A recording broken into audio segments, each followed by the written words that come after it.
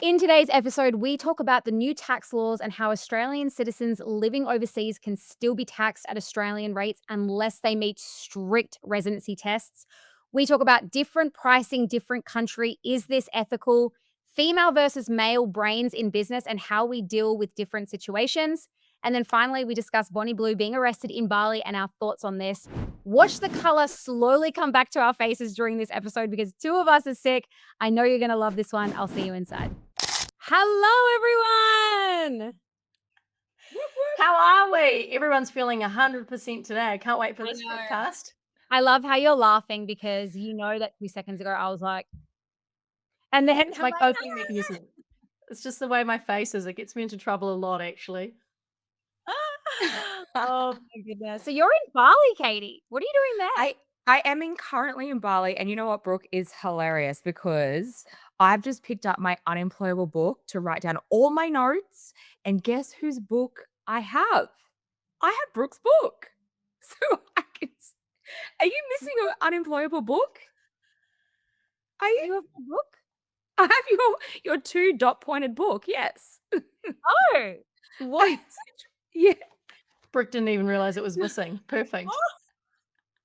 Oh my goodness, my book from the very right. I thought you mean like I just released 3 ebooks, and so I thought you meant like you went on Google Shop, like the Google bookstore, and was like, I just bought your book. Oh. I was like, That's what I should have said, but I just literally, like, turned to open my notes, and I'm like, this oh, is the full chaos. plan we did. The full plan we did for our first episode. Right, right. Well, go ahead and close that. What are you doing in Bali? Oh, I am actually having a little bit of fun with some friends. What? A little bit of fun, finally. Well, to be fair, it's a little bit of a working holiday, but I am trying to actually decompress because it has been the most intense 6 months back to back, back to back, back to back. And I'm like, give yourself the space. Like, it's Mhm. okay to relax, you crazy animal. So I'm working on it. It's a work in progress. have done some work today, but I am trying. I also find that hard because sometimes if you do have a break, for me anyway, it actually takes me a couple of days to fully like unwind, and you don't realize I spend a day going, oh, did I tell that person that? Do they know what they're doing? Oh, and then I'm like, it's so fun. Like things aren't that fragile. Things will be okay. But it does cross my mind of, did I send that thing I needed to? Is someone waiting on me? Yeah, it's so when you're in the middle, sometimes it can actually be good if you're still working a little bit just in case you need to be alert. But if I like to be switched off, I do not disturb. Don't get me away from my phone. Like everything, I like to be just fully disconnected. And you Mm. know, when you feel like you can kind of do it all. Like sometimes I kind of think that, I can do it all. It's all fine. So I didn't sort of tell anyone I was going away. I was just like, I'm going to work. It's all good. And then, of course, when I'm out for dinner, there's music around. I'm getting very important calls that I have to take. Like these are have to take calls. So I am like running up the street to try and find a quiet place to take this call. So next time my lesson is just do not disturb because I'm not doing any of it very well. So Well, I wish I could say that I'm also having a holiday. I'm in Dubai right now, and it's not well, I am trying to have a little bit of a holiday because we've brought Oakland along with and I've got Scott here as well, but I'm actually here to get my tax residency. And this is something that I want to talk about today to kick things off, is because something that nobody really warns you about when you decide that you want a bit more freedom in your life or not paying ridiculous Australian tax is how hard it is. So, Australia has basically decided that if you want to live overseas, you better be ready to sit a full on tax exam to essentially prove that you no longer live in Australia. And I think most people, there's this big misconception that it's easy to do. You basically just pack up your life in Australia, you move overseas, and you're no longer a tax-paying resident. Wrong. So if you move out of Australia and live overseas, it's not just that you press a button on your tax form and saying that you're not an Australian resident anymore to pay tax. It's not how it works. anymore. It used to be a little bit easier than what it is now, but with the new residency changes that the ATO is pushing through, they're actually more interested in where you live, so, like, in where you live after you leave Australia than when you're actually there. So, you can't it's e like, I living in Bali, I thought that was gonna be easy enough for me to just be like, "Oh, I live in Bali," but now they want proof, as in, not just like, "Hey, here's a photo of me in a Bali villa." They want, "Where are you a tax resident now? And are you actually paying tax there? Can you produce a formal government stamped tax residency certificate from that country?" And if you can't tick those boxes, there is a world where Australia can still consider you a tax-paying resident and tax your global income, even if you are not living in Australia. So the reason that I'm in Dubai is because, Bali and Australia have a tax treaty, and it is much more difficult to prove your tax residency in Bali than it is Dubai.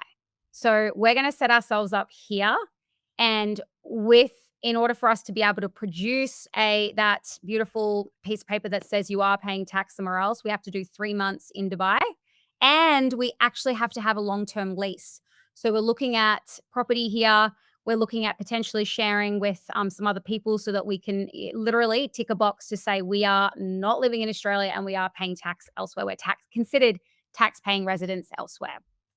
So, And so can you be in like a shared kind of situation, like a shared office? Like, does that count? Because that no, can get quite expensive. it's not an office space. It's literally a residency. So you can say, like, I live here. And it's just you really do get penalized as being a digital nomad, like not living in Australia anymore and deciding that you want more for yourself, for your family. You want your dollar to stretch more. You just want to live a life of freedom. You really do get penalized. I think I've mentioned to you guys earlier they're trying to push out the 45-day tax audit rule. So if you actually step foot into Australia for longer than 45 days, it will trigger a tax assessment essentially. And they can say if they find through that assessment that you are deemed an Australian tax-paying resident, then they can go, right, you owe us tax for the last 2 years, even if you haven't lived there. And And so has that come in now, Brooke? Like that, I'm very curious about this. Like, yeah. has that now changed over or is it still in that potential coming area? So I think, and just to be clear, I'm not an accountant, so I'm not actually giving advice here. I think for 2026, it's still going to be a little bit murky. But 2027, you are going to need to produce that full on government official form to say that you are a tax-paying resident elsewhere for it to be in the eyes of the ATO considered that you are not an Australian tax-paying resident. So that's something that we're going to get into motion now so that we don't have the ATO kicking down our door. I like what really gets me is and what I don't understand is if you are not living somewhere, why on earth are you why on earth do you pay tax? Like I consider it the same as a rental, right? If you're not living in a property, I like if do you know what I'm trying to say? Like, if you're not living somewhere, I get the whole rental thing, right? If you're renting a place and you leave, you have to pay tax. But like, if you are not using all of the benefits that you essentially get when you pay tax, i.e., Medicare, schooling, all of the things, the beautiful roads, whatever, if you're not using any of those things, why on earth should I have to pay tax? Why do you think they are so thorough with their process, making sure that you do have that physical residence elsewhere to kind of validate that you are like they're happy to let you go and pay, you know, ensure that They you're want paying more tax somewhere else, money. essentially. Yeah, Yeah. Well, I feel like the tax systems, like, they're still stuck in the 1970s. Like, they're built on the idea that you belong to one country, you will stay there forever, you work a 9 to 5, and you quietly pay whatever they fucking tell you to pay. And the second you yeah, step out of that mold, the second you decide that you want more than that, it almost feels like you're being punished. And it's not because you won't contribute. I actually believe in paying tax. I do believe in that, mm, but I'm not going to over contribute. yeah. I'm not Especially if you're not living in the country. right. Yeah, Exactly. You're not I can living in the understand country.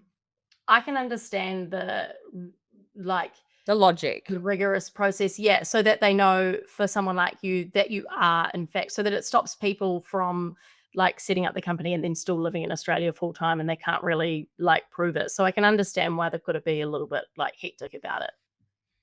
And I Mm. guess, obviously your clients are in Australia. And so I understand the logic, although I do not agree with it. Like, if you're not living in the country, I don't think you should then be paying tax in the country. Well, But sort of, my company does pay tax in Australia.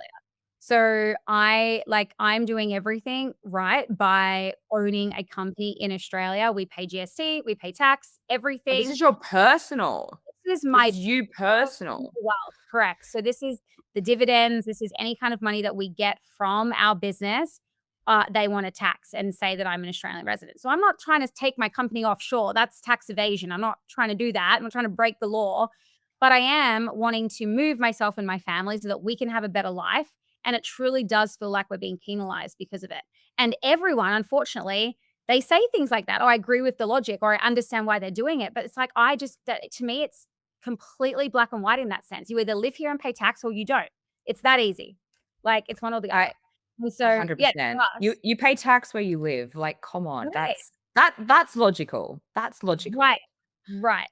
So if I'm paying tax, again, this is the fucked up thing about this whole thing, is let's say I'm paying tax in Bali and Australia, the ATO deems that I actually am a tax paying resident. I will then be paying Australian tax and tax to the Indonesian government because I live in Bali. So like, explain that to me.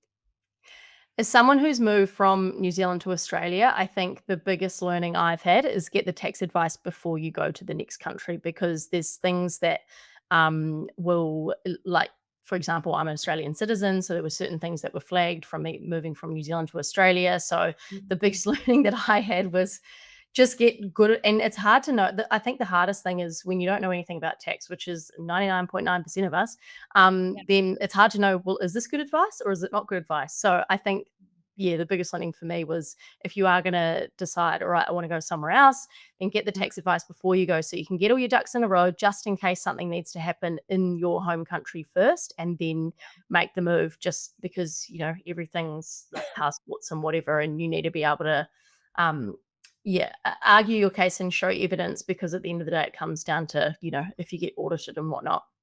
Right, and the crazy thing is governments all over the world are tightening these rules. So it's not just the Australian government, it's governments all over the world. So if you are gonna be a freedom chaser, you need to be a smart freedom chaser, and like you said, Viv, get the right advice, because an Australian tax accountant won't necessarily know anything about tax in Indonesia and how that works. So it's really important. I've used ChatGPT, it's been a huge savior in just understanding where we stand and what we have to do to prove, because you can't just cut ties with Australia like in your heart and be like, oh, I no longer live in Australia. You on paper have to cut ties with Australia. It's there is a lot involved. And I heard Mark the other day talk about the fact that, the everyday Australian family can't just sell everything and move countries. And I actually understand that now, because it's not that simple even. It's not just that simple of selling everything and moving,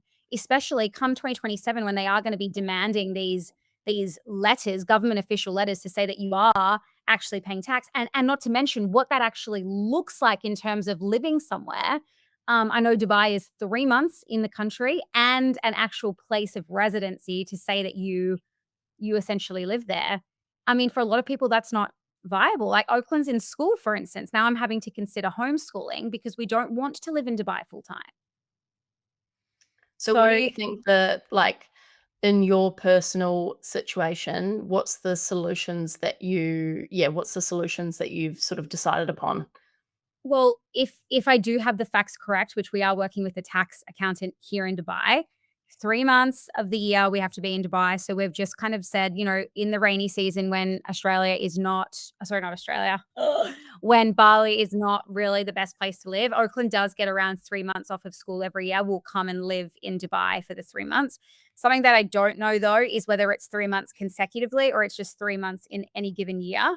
But as soon as Dubai sees that we are spending longer than 180 days in another country, it immediately pulls our tax residency. So that's another implication. It's like, I don't even know if we can be residents of Indonesia if in this instance. So we might just have to move around a lot and actually consider homeschooling Oakland, which is another whole thing in itself, you know? It's, there's been some really big conversations that we're having currently just to figure out what is the best setup, what can we do to continue to live the life that we want and not have to pay, 50% of our income to tax in a place that we don't live.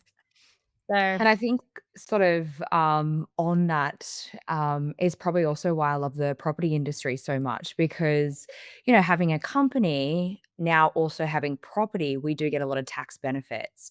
So mm, we use depreciation with all of our properties, which, reduces the tax. So I found like getting into the property market, it sort of feels like you're not getting as screwed with the tax because you're now building a portfolio and getting those tax benefits. So for anyone kind of wanting to get into the property industry, you know, I think that there's some huge benefits in terms of tax with that. So mm, yeah, I've sort of I guess semi changed my view a little bit because of the help it's now giving to our property our yeah, investment journey. yeah. I think that's what's crazy is they care less about people living in Australia than they do people living out of Australia. There's more emphasis and focus on people living outside of Australia than there has ever been before. So it's like the handful of people that have decided, you know what, I am going to live a life of freedom and chase that pathway. It's like, no, you will not. You are from Australia. You will continue to pay tax in a place that you no longer live because you know what, you were born here. It's just so rigid and backwards, and it doesn't make sense to me. So tax rant over, but that's sort of the You'll get situation. there. You'll get there. You'll figure it out. And then Yeah. you can tell us about it on the podcast. Well, you know what? Maybe it will land me back in Australia. Who the fuck knows? Anywho, I'm a bit frustrated today, if you can't tell. There's a lot of frustrating things happening in my world at the moment. So, what's new with you, Viv? What's new with me? Oh, jeepers, Brooke, it's 7 p.m. here. I'm back in New Zealand at the moment, and I've forgotten everything that I wrote down on my notes today that I've been up to. Yeah, look, I'm back in New Zealand at the moment. I'm over a month, and I have just been like this year has really been lots of growth, and in that making sure we grow the team but do it in a way that is an improve. We've had a bigger team before, we've cut that back based on expenses and all of that, and then as we've started to build it up again, the focus has really been on how can I ensure that everyone knows exactly what they're doing, they know what success looks like in their role, how can I incentivize them based on what motivates them, how can I ensure we're having monthly check-ins.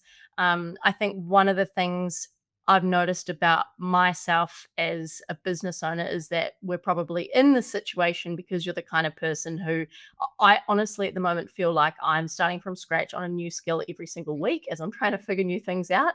And that becomes my normal and I start from zero and I find all the answers and I go through a phase of like I have absolutely no idea what I'm doing.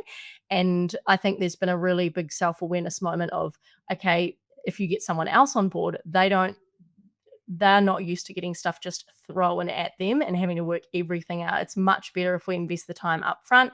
This is real basic stuff, but training them, helping them feel really supported, having those monthly check-ins. So we just have an opportunity in the calendar to say what's going well, what's not going well. Is there anything else you need to do? Like, is there any other help you need, any other resource you need to do well at your job?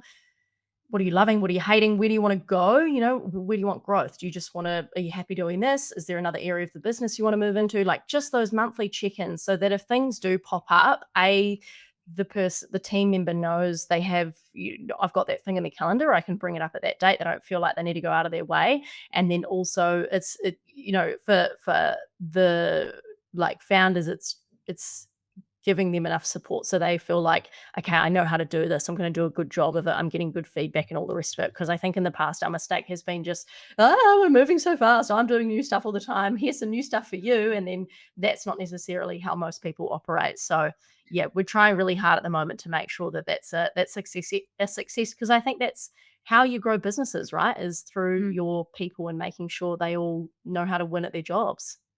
I Mm, feel like I sort of went through this massive change in our business. Oh, probably just after COVID, we like automated everything, systematized everything. And like, I honestly just felt like I was on a treadmill before that. It was like trying to keep up, trying to keep up, trying to keep up. And I think it's just like the systems and automating everything.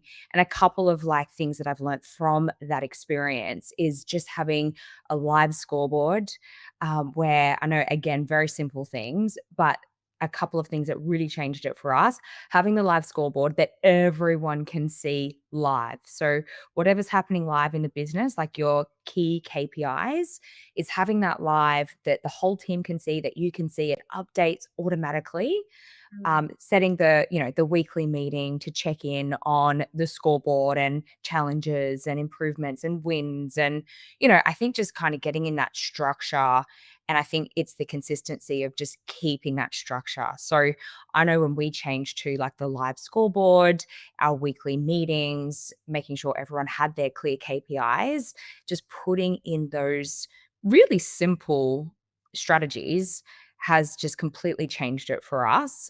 mm, And the other thing that's really helped is just we have a teachable course for absolutely everything. So it is like, for example, in our Forward, our development company, how to find a property.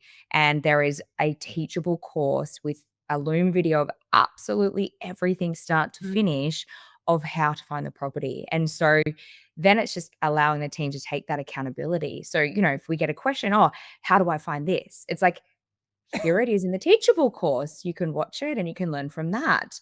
mm. And honestly, those few things were like game changers, because your energy is just going to get sucked when, team members are like, hey, what about this? And then Mm, constantly you're having to go, this is how you do it. This is how you do it. Where it's now like, here's the link. Remember, it's in the teachable course. And then mm. eventually you just don't kind of get those questions anymore because people are taking ownership over their role. So, I yeah, just a few things. I love that so much because we learned this the hard way as well. Well, in sales particularly, it's performance based. So you only take people on trials, and if they pass their trial, then they are a part of the team, but if they don't, they would then leave. And what we're finding is a lot of people were trialing, we were having to put so much time and energy and resources into inducting them that we hadn't yet put into any kind of induction files or looms or anything they could watch, to then 4 weeks later, they not reach the standards or the KPIs that we set, and then we're having to let them go. So as soon as we put that together, it's like now the onboarding is just systemized. So they come in, they must watch all of that. They have any questions, we direct them back to whatever it is that they need to learn, so that we're not investing. I think resources was the biggest one, particularly from our sales manager. It's like he doesn't have time to induct people every 4 weeks to then just be like, "Oh, sorry, you didn't make it. Bye-bye." It's like he needs to be working with the actual team. So that is a huge one, is having everything, prepared in that way. So yeah, I love that. I And I love that it's also all love systemized into the courses. Our version, I guess, of that is not as sophisticated. I just make an effort to record everything in Slack, and so we have those generic channels. And if we do have that staff turnover, then people can go back and watch like Loom or the Slack videos. But I love that it's a full course. That's you awesome. straight into Mm, Teachable, that you do like an intro video. And so if anyone is new, they understand the company, they understand you as a person. And it's all, it's also building that trust and authority with your team because it's your face and they're learning from you direct. So mm, yeah, having all of, and like we have so many now, game changing for sure. The other yeah, one that's really helpful is the Asana project. mm, So, I know I think we've sort of spoken about this before, but having the Asana free platform that you can use, to build out projects, and then we link the teachable courses and videos within the Asana project. But again, I can be a little bit of a control freak. I kind of like to see everything. And so the reason why I like is It's very on brand for the goal setting very girl. Yeah. very structured. And so the reason why I like Asana is because I can see things that are getting ticked off. And so if ever I want to know where someone's at, I can go jump into their Asana and I'm like, cool, they've ticked off those tasks. But also on the Teachable account, it also shows you how long the video was viewed for. So you can mm, also make sure that everything is getting done the way you want it to be done. So I wanna ask a question. I wanna derail things a little bit. Um, Viv, do you sell your product to everyone like globally? Anyone from any region can buy your products? Mainly Australia, New Zealand, Canada, UK, US, but outside of Australia and New Zealand, the sales are pretty limited. And because of the price we have to put the products at to cover shipping if needed, and then shipping from New Zealand, where we have all our stock, is relatively expensive. Plus the new tariffs that the States has got. And I think lots of the US customers are very focused on buying US with we keep track like in our dashboards of how many chargebacks and tariffs and duties that we have had to pay. And we have really, I checked with the customer service person the other day saying, have we still not had any? So I don't know if things aren't getting charged. It's so hard to keep up with the tariffs. But yeah, we can ship other places and we do ship to random places. But those Australia, New Zealand's the main, followed by the other markets. Do you charge the same price? Like, well, not is it charged in the local currency, or like how do you work with that? Yeah, we charge in the local currency. So we figure out on like our margins based on those places. And then we can also change the view of the website, but depending on where someone's visiting from. So free shipping in New Zealand, I don't actually know how much the free shipping is. I think it's over $100, over $100. So that might be Australia, New Zealand, but it's not going to be £100 in the UK. That would be too much. Yeah, yeah. Okay. That's really all I wanted to know because I received an email this morning and it really got me thinking. I don't like to be called unethical, or I don't really like to have kind of names thrown at my way when someone thinks that I'm doing not the right thing. And in this email, I want to read it. I'm going to read it to you. I won't read the whole thing. I just want to read something. Um, I've recently realized that there appears to be some inequities in she sells and she soars when it comes to the cost of the program. So that's our company. And there's two different programs. She launches, she soars. Okay. When I signed up in June, I was charged 5,000 USD and was told the upgrade to she soars when it was an additional 5,000 USD. So just for clarity, our cost of our programs, we've got 5,000 for she launches, $10,000 for she soars. If you start with she launches, the upgrade is just the difference, which is the $5,000. Okay. She goes on to mention that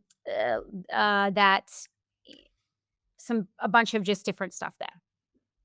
Anyway, down the bottom here it says, "Can you please help me understand why women from the United States are being charged more for she sells and she soars than women from Australia? Again, I understand that you are a global company and each consumer is charged in their home currency, but it seems that the currency should be adjusted so that every woman who joins is paying the same amount. There is just something about this that doesn't feel right, and I can't shake this unethical feeling that I now have." So I kind of pondered on it for a little bit because her whole thing was like, your program is delivered virtually. So I don't understand why you're charging women in the US 5,000 USD and women in Australia 5,000 Australian. And I was like, taken back a little bit. And then I was starting to think about it. That is a whole separate business for us. So like our she sells in the US is basically a whole separate company because we have to pay commissions in USD. All of our advertising is paid in USD. Our operating expenses are USD. So it is far more expensive for us to run a company in the US than it is in Australia. And so the fairest way for us was that we would charge a flat fee of five or $10,000, depending on which program you do, though it would be charged in your local currency. For me, you cannot compare USD to Australia because it's all relative to where you live, right? So it's not that the US girls are paying more, it's that they're paying $5,000 in their currency. And I guess I wanted to check with you because she's like, I want to speak to a lawyer. I spoke to my brother who's in law, and he said only the tariffs would actually dictate the change of price. And I was like, this just seems so obvious to me, but clearly it's not. And she's like, I don't like that there's other women in she sells that don't know about this. And I'm kind of like, you're acting like I'm doing something wrong. How can she see the price that's 5,000 AUD? Do you specifically say it'll be charged in the local currency? No, we just say it's $5,000. Yeah, I would just, yeah, I don't know. I mean, for us, that's why people wouldn't be able to get to our New Zealand website, if someone from the US was shopping, we base the pricing off what, like any pricing, like you say, A, you've got for starters, you've got US expenses, we've got shipping expenses. B, you need a price competitively against other prices in that market. So there's no point in us converting New Zealand dollars to US dollars and then coming across as a really cheap brand, which is probably relevant for you as well. But yeah, I mean, you're always going to get some of these, right? But I don't think that's anything to worry about. My question is, how can she see? Try No, not to make it. I guess what I was asking is, do you think that is unethical? Do you No, I actually don't think see it's unethical. issues I in think this? that's normal. All of our US coaches, we have to pay in USD. So if you wanna start Yeah. comparing prices, then let's compare who gets paid more then, because all of our US coaches are technically being paid more, same as our sales reps who get paid commissions in USD if they sell to US clients. So it's like, it just got me questioning my own thing. I actually Googled Netflix, Amazon, they all charge in local currency. So if you have a Netflix subscription in the US, it's gonna be different to if you have a Netflix subscription in Australia. And so the fact that she wants to get lawyers in and she's spoken to the ACC and she's done all these things, I'm like, what is your issue here?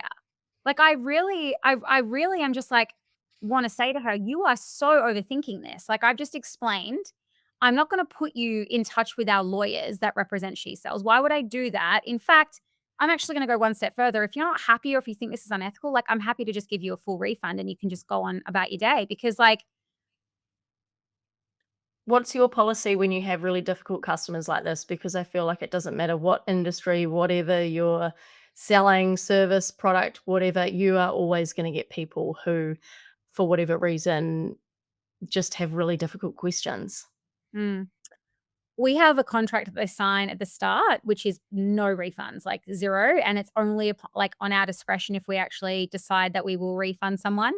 In this instance, to me, reputation can be gone in a heartbeat. So, for me, if this is actually going to cause a greater problem than us just being like, "You know what? Let's just shake hands, remain friends, you can have all of your money back." I rather take the even though it hurts the ego massively when I have to do that, to me, it's not worth dealing with 50 people who are now like, "That's unethical."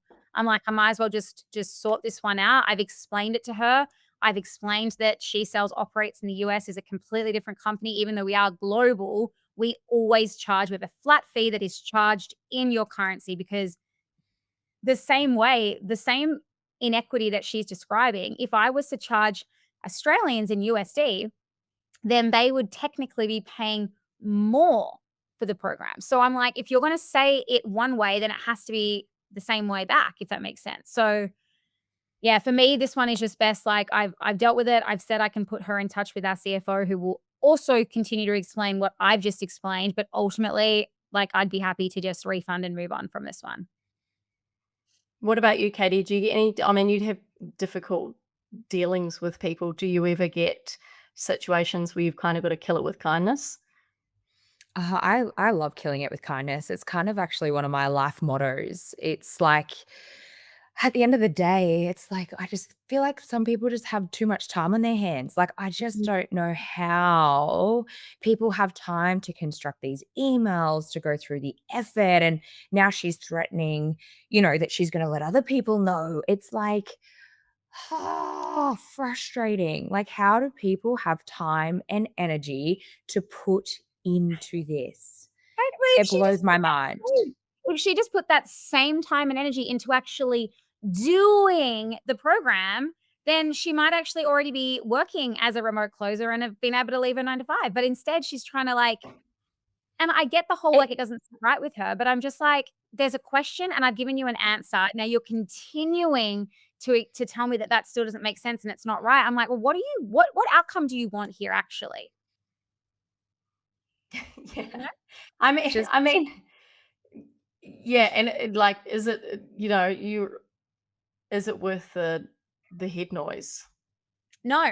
And it's and weird. then you've got to think about it, and that's what people who aren't in business don't understand. It's like, these are our babies. Like, this is my baby, and, the attack on this is now it feels like a personal attack on me. And Right. unless you've had a business, like, you just don't understand the implications that that then has on you. It's the night thoughts about it, the discussions that you're now having with your family and your husband and your team. It's like, Mhm. you know, they're like a flick of an email, get it out there. But what they don't understand, unless you've been in business, that, like, it's very hurtful. Like, it's it I feel like takes this a is lot of more energy. It does, and I feel like this is more prevalent in women. I don't feel like men understand necessarily. It's very easy to be like, "Oh, just don't let it affect you. Just, like, skip it, like, move on. Like, it's fine. It's not you know that what she's saying isn't true." Literally just had that conversation with my husband, and I'm like, you don't understand. It's not as easy for me just to forget that I read something or just to move on. Like that is going to play over and over and over in my mind now because it's just it does feel like a personal attack on my values and I value impact, I value fairness, and so when my values are being challenged in that way where someone's pointing a finger and being like this is unethical, it makes me then be like, oh, she thinks I'm unethical, and that conflict between my values and what she's saying is just making me overthink. I'm now starting to question everything, and I'm like, it's not as simple as just, like, forgetting about it and, like, moving And on. it I'm and stuck on it. I can definitely see the difference between me and my husband in business as well. And I'm sure you've probably seen this with your husband, Brooke. It's like, all about women in business and women empowerment for business. But working with my husband in business, I can just see, the differences. For Mhm. example, the same as you. It's like all of a sudden, we get these thoughts, we start to derail, we go down weird thought paths.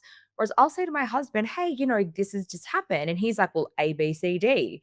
And I'm like, "What do you mean just A, B, C, D? What about" and like, I feel like I have noticed in my and it might just be, my husband is very logical and it's black Oh, and no, no. it's white and it's right and it's wrong.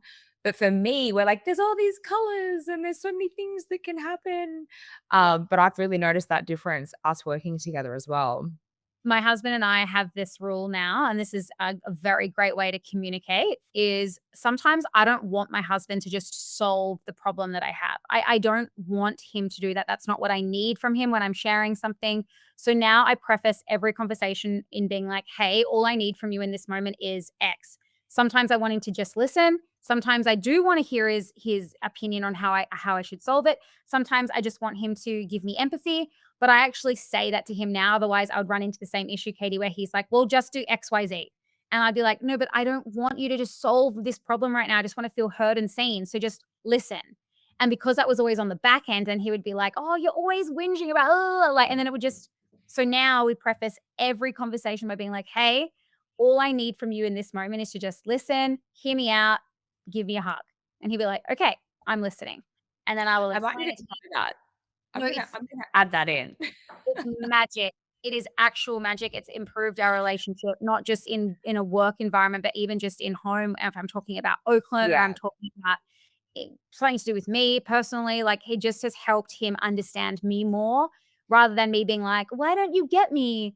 I'm just like, hey, I understand how your brain works. And I also understand how my brain works. And so right now, all I need from you is this. And so he knows what to bring to that conversation. It's so funny the differences. There was a time recently I've gone to my husband and like, this has just happened in with one of our developments. And then I went from like really a very not even an issue to it being like this 10,000% issue. And he's like, "How did your brain go from this minute thing to all of a sudden the world is ending?" Like, Yeah. how did that just happen? And we've laughed about it because I will admit I am a little bit more of a masculine energy. And I know that we've talked about this a lot. And I'm like, holy shit, I can't believe I just said that out loud. Like, what the hell is going on with my brain right now? But, there's a huge difference. We have to be honest. Although we're all about female empowerment and females in business, Mm. there is a very different aspect between the female and male in business. Well, I think you're still allowed to feel your feelings, right? You don't have to switch it off. That's not healthy. If something racks you up or you get the email, I don't do customer service for this reason. I remember starting the business, I went, oh, this is so negative for me. Also, Mhm. the other day I went shopping, shock horror, Brooke, I know, with a stylist. Don't worry, it was supervised. And she's saying, "Do you want the Bougie. receipt?" I'm like, "I'm never gonna. Even if this doesn't fit, I'm not gonna return it unless it's the iconic and I can the postie picks it up from my house. I'm not. So me doing customer service is I've never. I'm not in the shoes of someone who's maybe paycheck to paycheck and really does need that, like $60 back, or they want the replacement. I'm too lazy for that, but that's a Mhm. different like lifestyle. So and for that reason, because I too get the and then I can't see anything but the negativity, and it's shadow, we're wired to see the negatives. That Yeah. For that reason, I don't look at any customer service. I have the dashboard like you, Katie. So, the customer service person asked me yesterday, if someone doesn't want to send a video of their fault, um should I still send them a replacement? And my automatic thing is, what if they're trying to scam or whatever? That's my immediate thing. Like, oh, they're taking the person. What if you run to that? And I'm like, it doesn't matter because I've got on the dashboard how many refunds, how many returns. All I have to look at is the numbers, and I don't need to I'm not even exposed to that situation anymore. So that because you can't stop the feelings and the reactions. That's just normal. It is, yeah. It is, And I and I think something that's not really spoken about is the mental load that women hold, and that gets 10 times greater when you're a mom.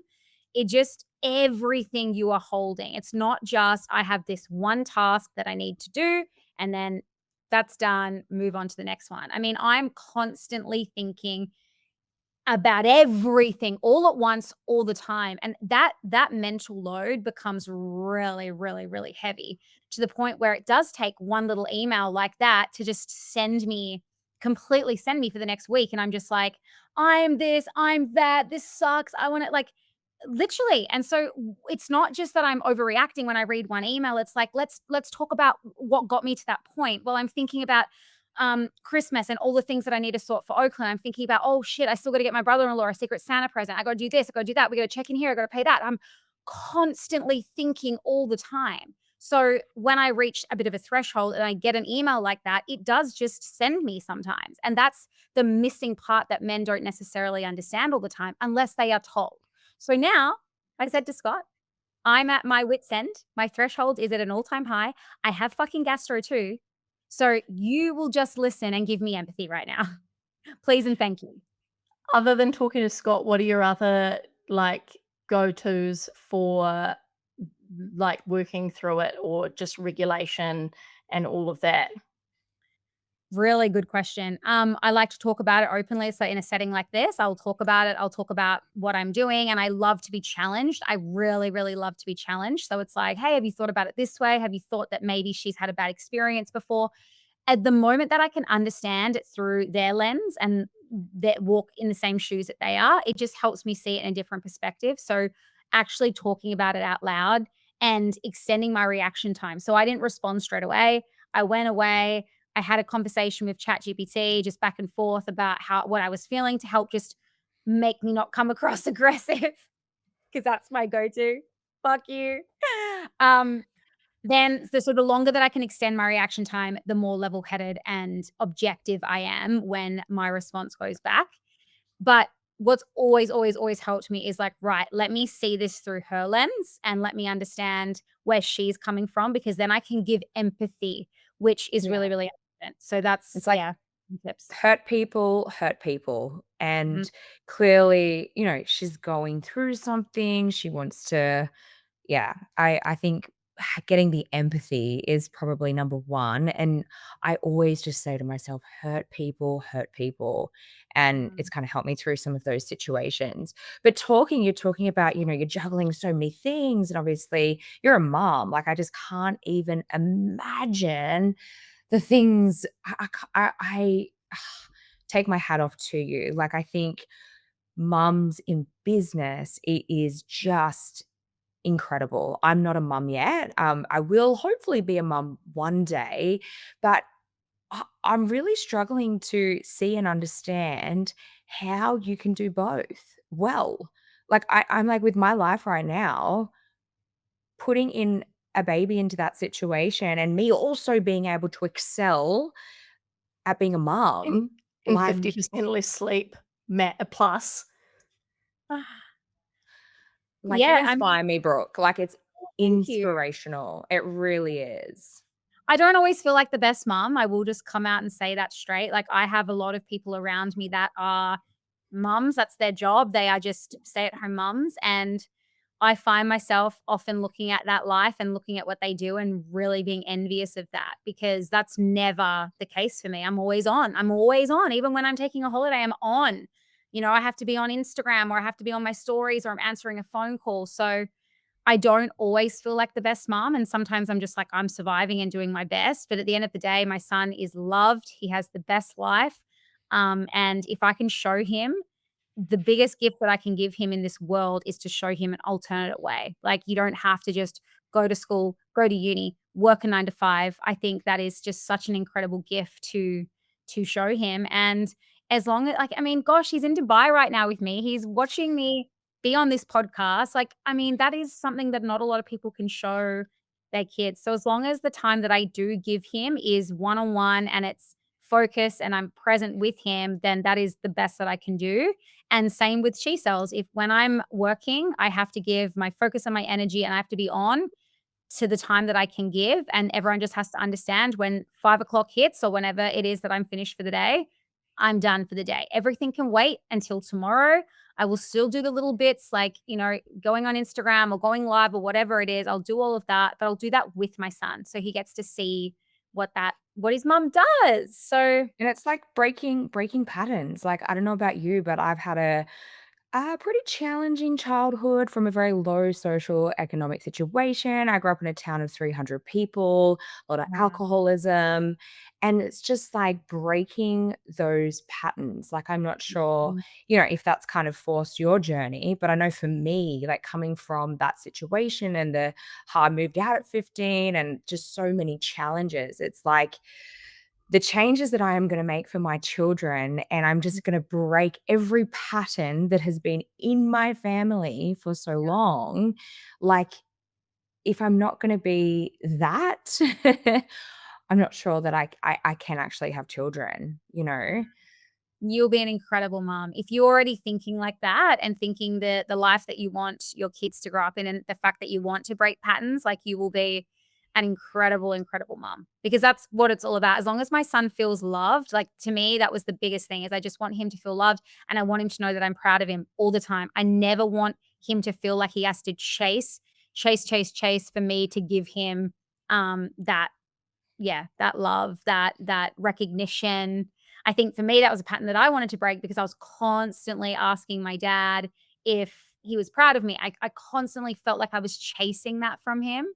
And I mean, this still happens to this day. Like I told you the other week that he asked for me to print out my degree so that he could put it on his wall. And I was like, Dad, I'm not a teacher anymore. Like, why don't you print out my business registration? Chuck that on the wall. That's something I'm so proud of. But it's just like never enough.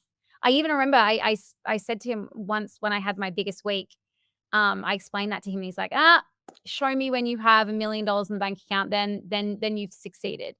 And, when I got an Amex, that felt really big for me because it's something that I've always wanted to have, and I got one, and he's like, "Oh, you have so many issues with them." Like, just it's never enough, and I constantly feel like I'm like, "When will you ever feel proud of me?"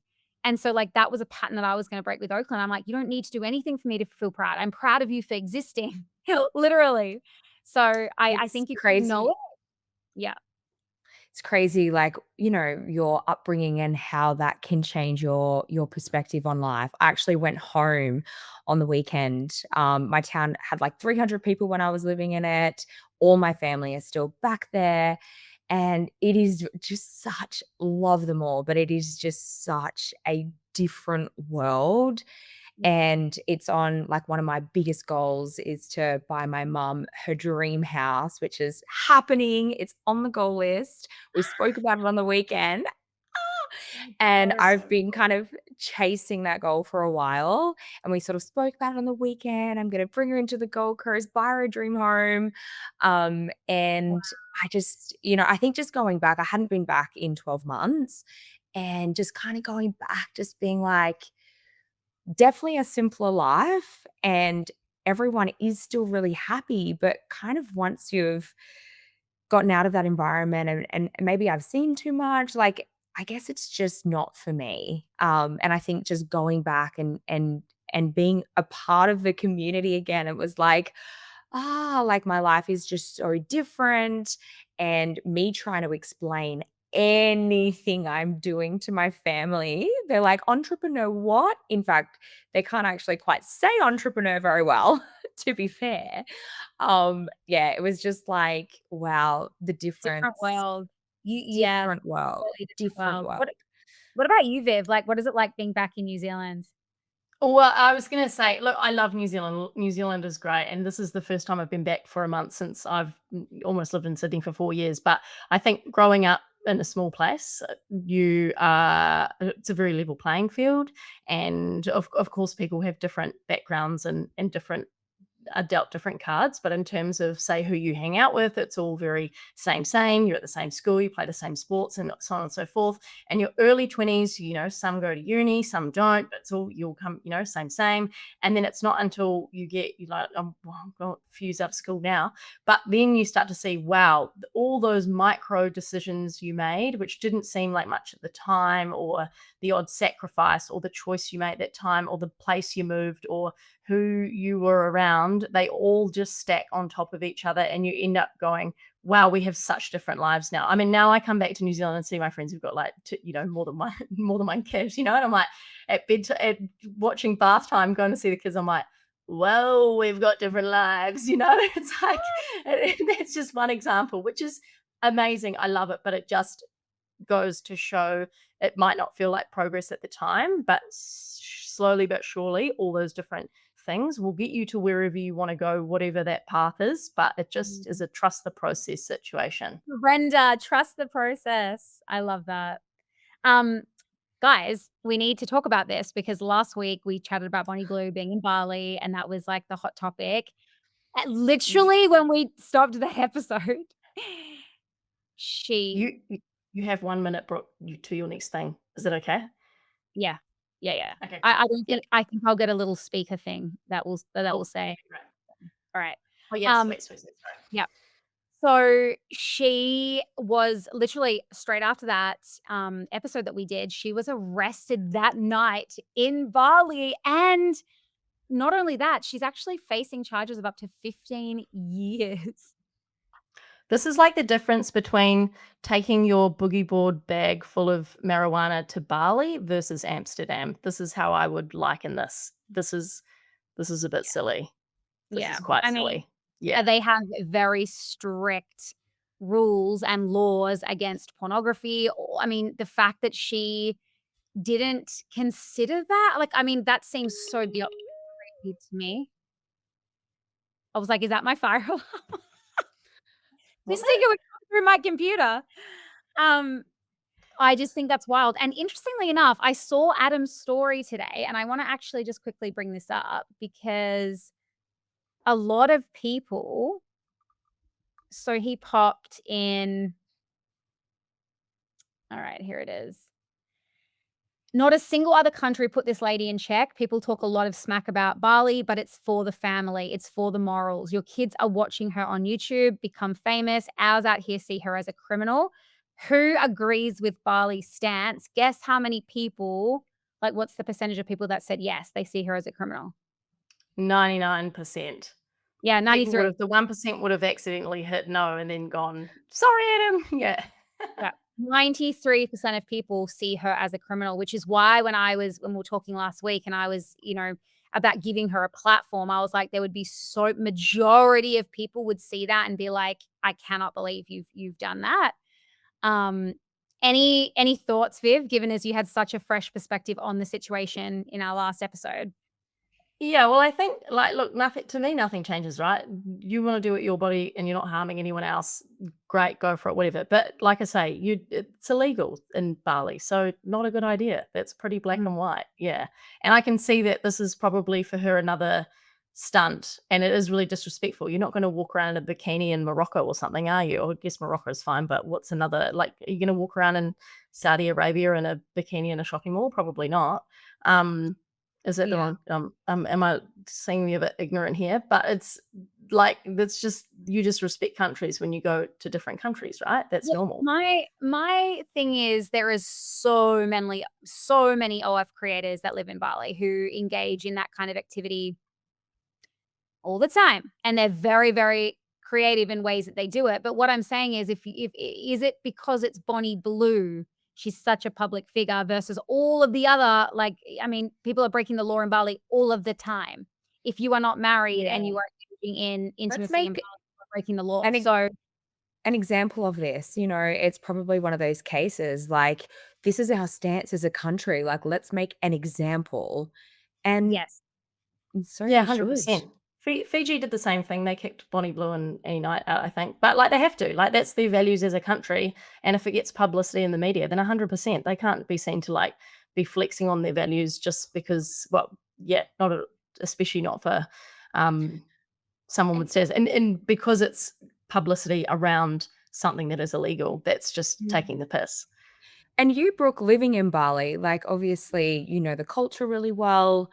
Do you think it is actually likely that she will get years in jail, or is this gonna be a payoff situation? Like, what is your views on that?